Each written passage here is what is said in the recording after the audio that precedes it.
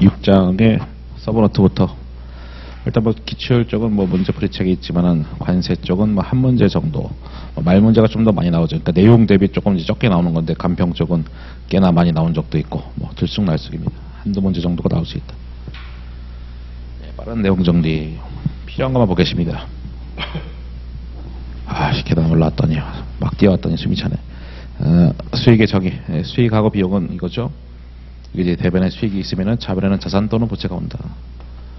그러니까 자산의 증가나 부채 감소 수반한다. 그래서 결과적으로 자본이 증가하다. 왜냐하면 자본은 자산 빼기 부채니까. 다만 우리 거래는 자본거래, 손익거래가 있는데 자본거래로 인해서는 수익 비용 될 수 없다. 이런 얘기를 여러 번 했던 것이죠. 차변에 비용이 왔어. 역시 너도 자산 또는 부채가 온다. 그래서 자산이 오면 자산의 감소, 부채 오면은 부채의 증가. 결과적으로 자본이 감소한다. 그래서 손익거래로 인해서 자본은 그 손익거래로 인해서 수익비용 발생할 수 있지만은 자본거래 쪽에서는 되지 않는다. 이 박스는 시험과 관련 없으니까 패스. 그래서 수익은 이제 실현주의가 충족될 때 인식하는 건데, 실현주의는 가등요건과 실현요건 모두 충족할 때. 그럼 이제 가등요건은 뭐냐 이거지. 가등요건. 가등요건은 의무의 이행을 말하는 거죠. 할 일을 다 했을 때. 그래서 결국 우리가 돈 버는 게 수익일 텐데, 뭐 재화는 사실상 인도 기준, 용역 진행 기준. 근데 새로운 기준서는 IFRS 기준서는 이게 몇 년 전에 바뀐 거잖아요. 이런 식으로 표현을 하고 있다라는 겁니다. 다만 우리 머릿속으로는 한 시점에 수행 의무 이행하는 것이 사실상 재화다. 기간에 걸쳐 수행 의무 계속적으로 이행하는 것은 사실상 용역이다. 이렇게 보시면 된다는 거죠. 사실 이렇게 우리 머릿속으로 생각을 하되 실제 시험은 이렇게 된다. 실제 시험은. 그 다음에 돈 받을 가능성이 높다. 이런 것이 실현 요건이 되는 거고요. 돈 받을 가능성이 높다는 것은 결국은 그 측정 가능성을 높다라고 볼 수도 있다. 돈을 받을 가능성이 높을 때 측정 가능하지 않겠냐. 이런 얘기죠. 그래서 수익인식 5단계. 모든 시험에서 한 번씩은 다 나온 적 있죠. 다음 수익인식 5단계. 요약, 정리는 좀 최대한 빠르게. 수익인식 5단계 순서대로 나열하라. 모든 시험에서 다 나온 적 있죠. 뭐 다 나온 적 있고, 뭐 또 내려면 또 낼 수도 있고. 여기 이제 기업이 있고, 이제 고객이 있잖아. 1단계가 계약을 식별하는 거죠. 뭐 계약서라든가 증빙 등을 통해서 식별, 구분을 한다. 2단계가 수행 의무 식별이 되겠죠. 수행 의무는 결국 재화 또는 용역을 공급하는 걸 얘기하는 겁니다. 거래 가격은 사실상 수익 금액을 말하는 거죠. 수익 금액. 수익 금액이 거래 가격인데, 그래서 재화 용역 공급하게 됐으니까, 잠깐만요. 너무 또 빠르게 하다 보니까 마음과 다르게 이제 표시가 되고 있네요. 어쨌든 1단계가 고지마감역이고, 2단계가 계약의 식별역이고, 3단계가 이제 거래 가격 산정이고, 4단계가 이걸 배분하는 게 4단계가 되겠죠. 거래 가격, 이 수익 금액을 갖다가 수행 의무에다가 배분하는 것이 4단계. 다만 그 배분하는 것은 공정가치로 배분한다. 그리고 수행 의무가 2개 이상일 때 배분하는 게 개념이 되지, 수행 의무가 하나면은 당연히 배분하는 주제가 없는 거지. 그리고 이제 공정가치로 배분한다. 물론 그걸 표현상으로는 개별 판매 가격 이렇게 됐을 텐데, 그것이 사실상 공정가치 개념이고, 마지막에 수익 인식하는 건 사실상 재화, 인도 기준, 용역 진행 기준. 어쨌든 우리는 요 순서대로 나열하는 것을 할 수 있어야 됩니다. 뭐 어렵지 않습니다. 당연히 5단계는 수익 인식이 되겠지, 당연히. 그래서 이제 수익 쪽이 내용이 엄청나게 많은데도 뭐 한 문제 정도 평균, 물론 재수 없으면은 아까 간평 같은 거 아까 뭐 4문제까지도 나온 적이 있듯이 알 수 없는 것인데, 어쨌든 평균적으로 관세 쪽은 한 문제, 간평은 들쑥날쑥. 말 문제가 많죠. 계약의 정의. 포인트는 뭐 권리학 의무죠. 양쪽의 이제 권리학 의무. 양쪽이라는 것은 이게 요 놈이 예민한 놈이야. 계속 한 번씩 건드려줘야 돼. 짜증나게. 그래서 양쪽이라는 건 이제 기업이 있고 이제 고객이 있는데, 기업도 권리 의무가 있고 고객도 권리 의무가 있다 이거지. 그런 합의가 이제 계약이다. 기업은 재화 용역 제공할 의무가 있고, 권리는 돈 받을 권리가 있다. 고객은 정확하게 반대지. 재화 용역 제공 받을 권리가 있고 돈 줄 의무가 있다. 양쪽 다 권리 의무가 있어야 되겠고, 그렇기 때문에 어느 한쪽이 종료할 수 있는 일방적인 권리가 있다라고 하면 그것은 계약의 정의를 충족하지 못한다는 얘기죠. 왜냐하면 양쪽 다 권리 의무가 다 있어야 되는데 어느 한쪽이 딱 종료를 할 수 있는 권리가 있어요. 부분 양쪽의 권리 의무가 있지 않기 때문에 계약의 정의를 충족하지 못한다. 이게 다 영어식 표현이고 영어를 그대로 직역하다 보니까 어색한 문장들이 뭐 한두 개가 아니죠, 사실상. 그 다음에 계약의 판단 기준, 판단 기준. 이것도 이제 모든 시험에서 다 나온 적 있죠. 다음 주 계약의 판단 기준. 틀린 말 골라봐라. 여기서 정답이 되는 거는 보통 여기하고 여기지. 다른 거는 틀리게 할 거리가 없거든요. 양쪽 당사자의 의무 그리고 권리가 각각 있어야 된다는 것이죠. 그리고 지급 조건, 뭐 현금이냐 현물이냐 등등등, 외상이냐 아니면 외상이 아니냐 등등등 그런 거 식별할 수 있다. 이걸 틀리게 낼 거리는 없거든. 확약하지 아니한다, 식별하지 아니한다. 어떻게 되냐고. 당연히 무조건 맞는 문장이고, 상업적 실질이 없다 하면 틀린 거고, 있으면 맞는 거고, 해석을 나서 낮다 하면 틀린 거고, 높으면 맞는 거고. 여기서 정답이 나오는 거예요. 여기서. 됐죠? 상업적 실질이 있다는 것은 결국 이제 A사, 그러니까 거래를 했을 때 현금 흐름에 큰 변동이 있다, 이런 의미가 되는 거고요.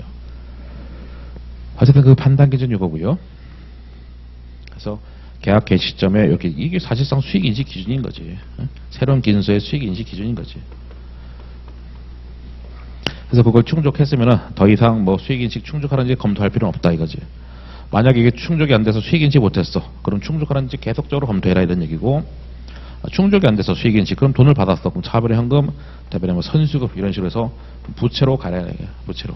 나중에 이거 수익 인식하기 전까지는 부채로 일단 인식해라. 왜냐면 아직은 수익이 아니기 때문에.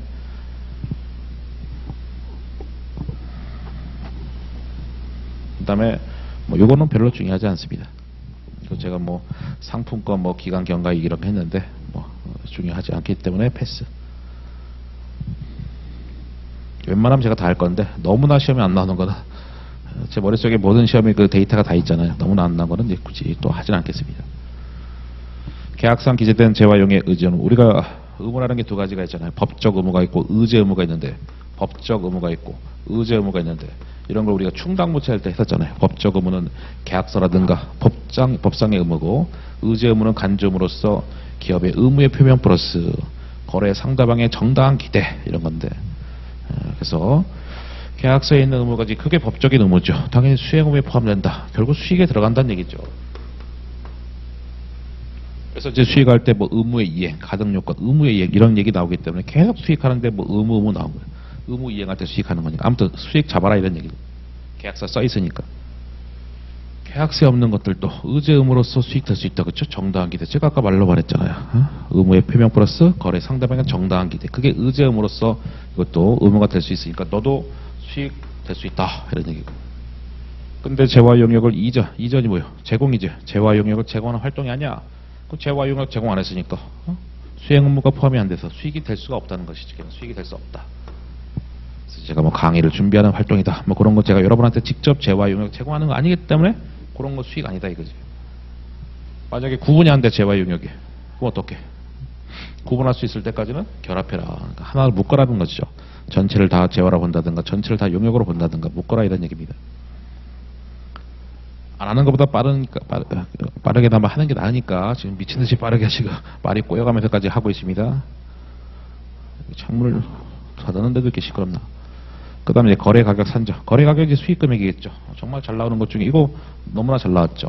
제3자를 대신해서 회수한 거. 그거는 수익 아니다 이거죠. 내 돈이 아니기 때문에. 우리가 뭐 관세 쪽에서는 뭐 부가가치세 뭐 이런 거 해서 뭐 배웠을 테니까 더 아실 거고. 아무튼 내 돈이 아니기 때문에 사업자가 대신 걷어서 대신 내주는 그런 개념이잖아요. 부가가치세가. 그래서 부가가치세 같은 거는 내 돈이 아니기 때문에 그것은 수익 금액이 포함되지 않는다.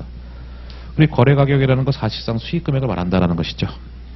그리고 심화학습으로 변동대가. 만약에 수익 금액이 변동돼. 근데 기업의 특성이 비슷한 계약이 많을 때는 기대값. 기대값이 평균값 말하는 거죠. 평균치. 근데 결과치가 두 개일 때는 가능성이 가장 높은 것 둘 중에 하나로, 야, 보너스를 100만 원 받을 것이냐, 아니면 빵원 받을 것이냐. 뭐 이게 확률이 훨씬 더 높아. 그럼 100만 원 해라 이런 얘기. 평균치 때리지 말고. 이것도 이제 딱 한 번 나온 적이 있는데 어쨌든 이렇게 하면 이제 틀린 문장이 되는 거죠. 이렇게 틀린 거고 이렇게 해서 뭐 딱 한 번 나온 적이 있었다. 변동가대가 추정치가 너무나 불확실하다. 그런 거는 이제 오차가 너무 크다는 거죠. 오차 너무 크면은 수익 인식하지 말라는 거죠. 오차가 크니까 일단은 냅둬라 이거죠. 수익 인식하지 말고. 방금 했던 거죠. 이거 만약 변동대가 추정치가 불확실성이 있었는데 나중에 해소가 됐어. 그럼 그때 가서 비로소 수익 인식해라 이거지. 나중에 오차가 줄어들었을 때는 수익 인식해라. 인식한 누적 금액 중에서 큰 금액을 취소하지 않을 가능성이 매우 높은 정도까지만. 물론 얘는 뭐 미사유 그죠. 큰 금액을 취소하지 않을 정도까지만 일단 수익 금액을 인식해라. 그래서 물건을 팔아서 차별의 현금 대변에 제가 제일 싫어하는 토픽 중에 두 개 있죠. 수익하고 리스. 너무나 내용이 많아. 그랬는데 맨날 한 문제. 또 재수 없으면 또 두세 문제 나올 수 있는 거니까. 내용이 너무 많아. 진짜 한 5문제씩 나오면 신이라도 나지. 아무튼 이렇게 해서 물건 팔았습니다. 근데 나중에 환불이 될 것 같아. 그럼 어떻게? 매출 까고 환불부채 이렇게 하는 거야. 환불부채. 환불 될 것 같을 때. 현금하면 안 되죠. 현금 아직 나간 건 아니기 때문에 환불 될 것 같다라는 추정치. 지금 그거잖아요. 환불 될 것 같으면 환불부채 인식하고 거래가격 차감, 매출 차감해라 이거죠. 이렇게 추정하는 것들은 사실 매년 검토 추정하는 것들은 항상 우리 얘기하는 것들. 비연금 대가. 잠깐만요. 이게 어디까지야? 저 얼마 남았다. 비연금 대가. 비연금 대가는 대표적으로 재화 용역을 이제 우리가 교환할 때, 그러게 이제 하나의 케이스죠. 재화 용역 교환할 때. 그럼 우리가 재화 용역 교환했으니까 그 현금을 받는 건 아니잖아요. 그랬을 때 수익금이 어떻게 할 거냐? 원칙과 예외가 있다. 받은 비연금 대가. 다시 말하면 받은 재화 용역의 공정가치로 하고, 예외는 비연금 대가 추정치가 어려울 때, 다시 말하면 받은 재화 용역의 공정가치 추정이 어려울 때는 그들은 제공하는, 이게 제가 개별 판매 가격이 사실상 공정가치를 했었죠. 그걸 해라. 그럼 결론은 그죠. 받은 거로 해라. 안 되면은 제공한 거로 해라 이거지. 이렇게. 네, 그것이 재화 용역의 교환 케이스를 생각하시면 되겠고, 나중에 유형자산 할 때는 이제 정확하게 반대죠. 유형자산 할 때는 뭐 이런 게 있죠. 제공한 자산의 공정가치가 그게 취득원가의 원칙이고, 예외가 받은 자산의 공정가치 그렇게 했는데, 그거랑 이제 상황이 반대입니다. 왜냐면 걔는 괜히 쓸데없는 얘기 하나? 유형자산 취득은 돈이 나가는 거고, 이건 수익이니까 돈 받는 그 상황이잖아요. 상황 자체가 지금 반대라는 거예요. 그래서 취득원가 돈 나가는 케이스, 유형자산 교환할 때, 이건 재화용에 교환할 때인데, 이건 돈 받는 케이스, 그런 케이스니까 이거는 요게 원칙이고, 받은 게 원칙이고, 제공한 게 예외고, 유형자산의 교환은 반대. 제공한 게 원칙이고, 받은 게 예외고. 나중에 또 그때 가서 뭐 설명하겠습니다. 고객한테 지급할 대가. 이렇게나 이제 말이 많다 이거죠. 우리 기업이 원래는 돈을 받는 거잖아. 근데 이제 돈을 지급할 때는, 지급할 때 이제 뭐로 처리할 거냐 이거지. 어떨 때는 정상거래가, 어떨 때는 정상거래가 아닌데, 이제 그 얘기죠. 고객으로부터 제공받을 재화 용역의 대가가 아닌 경우, 이거는 리베이트로 보는 거지. 다시 말하면 고객한테 뭔가 재화 용역을 제공받지 않고 그냥 돈 준 거야. 이거는 영업상 준 거고, 리베이트니까 리베이트는 매출 차감. 고객한테 받을 재화 용역 대가야. 그러니까 뭔가를 제공받고 돈 준 거야. 그럼 정상거래지 않냐? 그래서 이거는 별도의 구매거래로 정상거래를 보겠다. 예를 들어서 뭐 수수료, 뭐 지급 수수료 이런 식으로.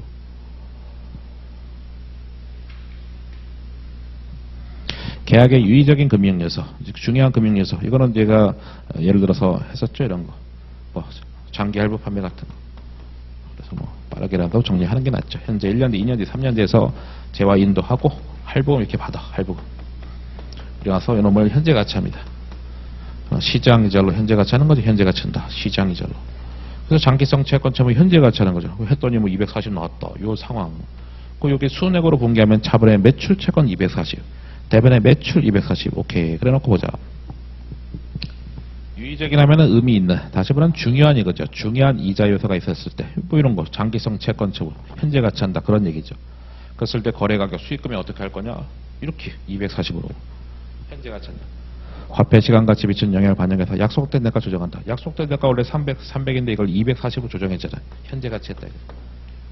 할인율은 시장 이자래죠. 계약 개시 시점. 여기죠. 그렇죠? 여기.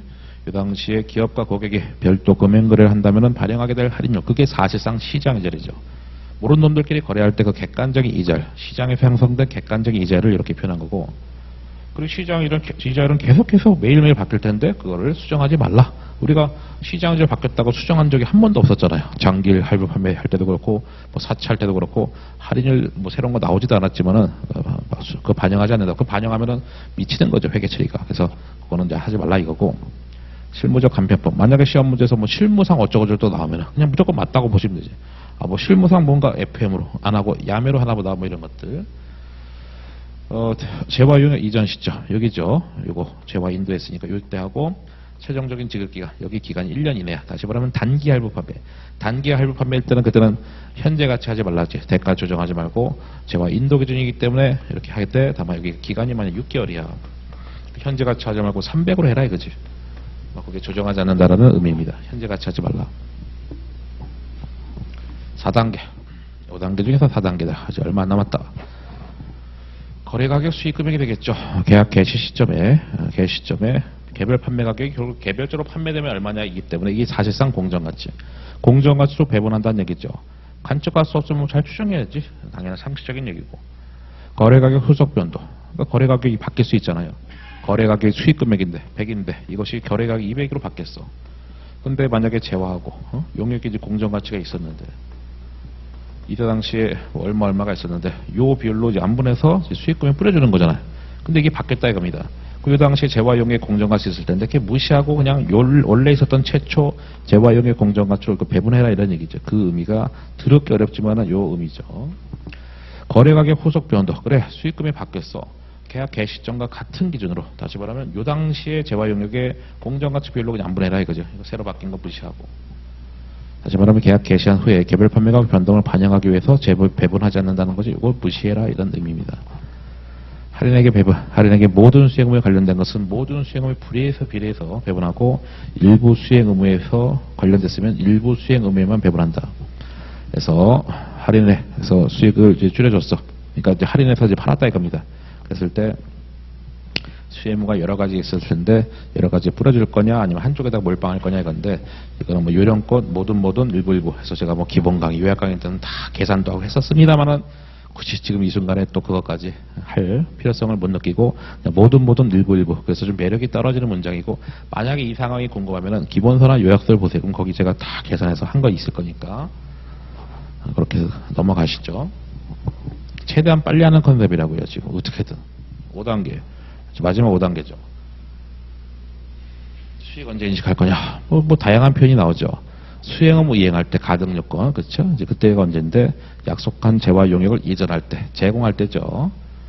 우리가 재화 용역의 또 다른 표현을 이제 기준에서 뭐 자산이라는 아주 거지 같은 표현을 쓰고 있는데 그 자산 이전이 결국 재화 용역 이전 시점을 말하는 거고. 그렇다면 고객한테 그때 통제권이 있는 거죠. 내가 재화를 팔았어. 고객한테 통제권이 있는 거니까 재화 용역 이전할 때 고객한테 통제권이 있을 때 그때 회사는 수익 인식해라. 그래서 이제 수행 의무 한 시점에 이행하는 것은 사실상 뭐 재화 인도 기준 기간에 같이 이행하는 거는 이제 결국 용역 진행 기준 이런 케이스가 되겠죠. 기간에 같이 이행하는 수행 의무 용역 진행 기준 케이스다. 진행률은 산출법만 가능하다. 투입법만 가능하다. 다 틀린 거죠. 둘 다 가능하다. 선택상이죠. 선택상. 물론 산출법도 여러 가지가 가능하고 투입법도 여러 가지가 가능한데 어쨌든 아무거나 하나 선택하면 되는 겁니다. 진행률은 추정하는 거기 때문에 추정하는 거는 다 추정의 변경이죠. 추정치 계속 바뀌는 거고 진행률 30% 60% 계속 바뀌는 거고 이게 뭐 정책의 변경일 리는 없고 추정의 변경이죠. 진행률 합리적 측정이 불가능할 때 다시 말하면 진행률이 몇 프로인지 모르겠어. 그럼 그때는 진행률 못 써준 거니까 예외로 가는 거죠. 발생 원가 범위 내에서 수익을 인식한다. 그러니까 수익 금액의 발생 원가를 초과할 수 없다는 얘기죠. 그래서 그렇다 치면은 절대로 수익 빼기 비용인 이익은 날 수 없게끔 한 거죠. 그러니까 수익의 발생 원가가 최대치다라는 그런 얘기죠. 만약에 이렇게 하면 틀린 거지. 수익을 인식하지 아니한다. 그럼 틀린 문장이죠. 인식을 하는데 발생 원가 범위 내에서 인식한다. 이렇게 하면 틀린 문장입니다. 마치 이렇게 하면 꼭 맞는 거 같잖아. 틀린 겁니다. 그 다음에 이거는 이제 섞어서 낼 수 있는 거죠. 이렇게 섞어서 구분하시면 되겠죠. 그래서 산출법 같은 거는 만약에 뭐 건물을 짓는데 시공사가 시행사 일을 대신해서 건물 짓는데 100층 지으라고 했는데 그 중에서 30층을 우리가 시행사한테 우리가 보여준 거예요. 그럼 30% 이런 거 총 투입물 대비 뭐 지금까지 투입물. 근데 쉽잖아요. 투입 단어 나오니까 투입법이겠지. 이렇게 해서 두 개 섞어놨을 때 구분만 하시면 되겠습니다. 그래서 뭐 시간이 되든 금액이 되든 뭐 여러 가지 투입 금액이 될 수 있을 거고 한 시점에 이행할 수행 의무는 재화는 인도 기준 생각하시면 될 겁니다. 아까도 봤듯이 고객한테 통제권이 있을 때 기업은 수행 의무 인식한 거고 수익 인식한다. 5단계까지 다 거의 다 바꾸지. 마무리죠. 마무리. 그냥 허무하게 이제 문제만 풀면 조금 정리가 덜 되는 느낌이 강하게 될 수 있기 때문에 그냥 힘들어도 그냥 제가 힘들어도 쭉 내용 정리를 작년에도 했었고 올해도 하고 있습니다. 그래서 여기서 필요한 거는 분계가 아니잖아. 분계는 제가 그 개정과목 3개를 이해하려고 분계했을 뿐 우리한테 필요한 거는 요거죠. 3가지. 그래서 요 3가지 의미가 뭐냐? 얘는 뭐 재화 용역 제공했다. 용역을 제공했다. 근데 아직은 청구 전이다. 돈 달라고 아직 안 했다는 거지. 청구하기 전이다. 그러니까 재화 용역 제공했는데 아직 돈 달라고 안 했다는 거지. 수취채권은 청구 시 돈 달라고 한 거지. 실무상 이제 세금 계산서 발급한 게 이제 청구시고. 얘는 사실상 우리 수업 목적상 선수금이라 보시면 되겠죠. 선수금. 그래서 의미가 미래에 재화 또는 용역을 뭐 제공할 의무가 있다. 우리는 그렇게 아시면 되는 겁니다. 더 이상 딴 거 볼 거 없습니다. 그래서 재화용역 제공했는데 아직 돈 달라고 안 했어? 계약자산. 돈 달라고 했어? 수취채권. 미래 재화 또는 용역 제공할 의무. 그래서 우리 수업 목적상 선수금이라고 보시면 됩니다.